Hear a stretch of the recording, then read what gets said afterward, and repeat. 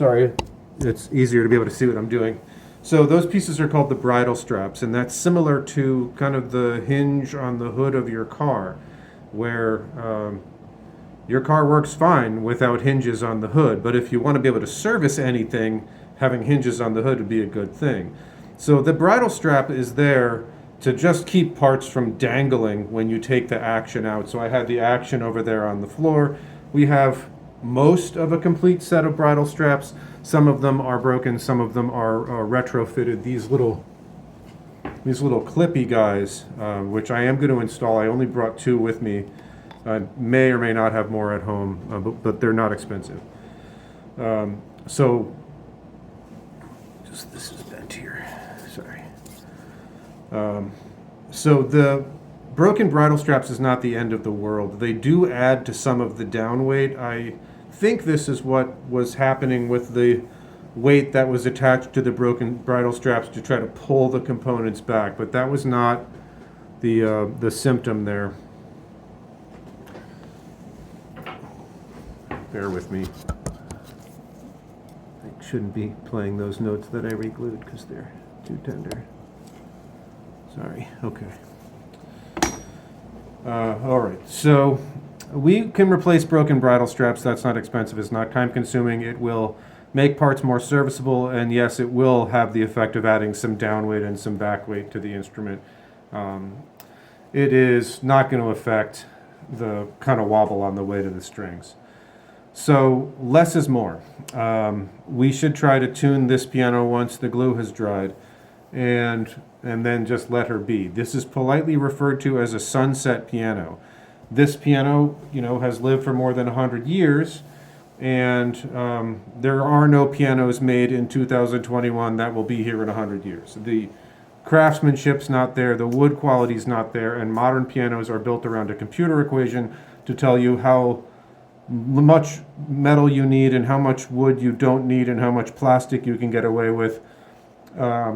And so they won't have the longevity and they're not a high tension instrument. Whereas the old pianos, basically the philosophy was what won't break.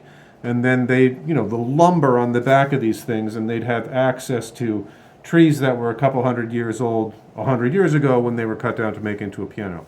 So that being said, this kind of jogging on the way to the string, we can go more actively after them, but the improvement's going to be modest because the center pin has really burrowed out the felt in the hinge. Even after tightening the plate, the brass plate, and reinserting the walking center pin, they're still going to do this on the way to the string. Arguably a little less, but the question is, are we going to hurt parts trying to repair parts? And I've seen this on old pianos where the hammers are just wiggly on the way, and it's not great, and we're not going to get Rachmaninoff for 10 hours a day on the instrument, but hey, if we can get a note to reply, then that's something. Again, it's a sunset piano, which means less is more, and let's try to enjoy the instrument without... You could put more money into this piano than buying a new grand piano. I mean, that is the reality of machine building, that with an old piano, you're going to go inch by inch or all 9 yards. And so our task here is to try to stick to an inch at a time and not allow the piano to start doing we need to do X, Y, and Z. The piano was very cooperative today to allow me to make those repairs without anything breaking, which is not always guaranteed.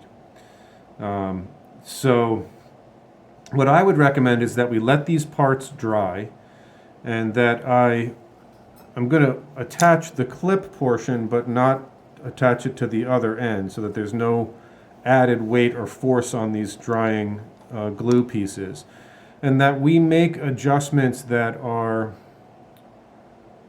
not as least invasive as possible and as forgiving as possible, so that we're not trying to make the hammers have an absolutely rigid plane of motion, that if I'm hitting a string, then hey, we're happy about it.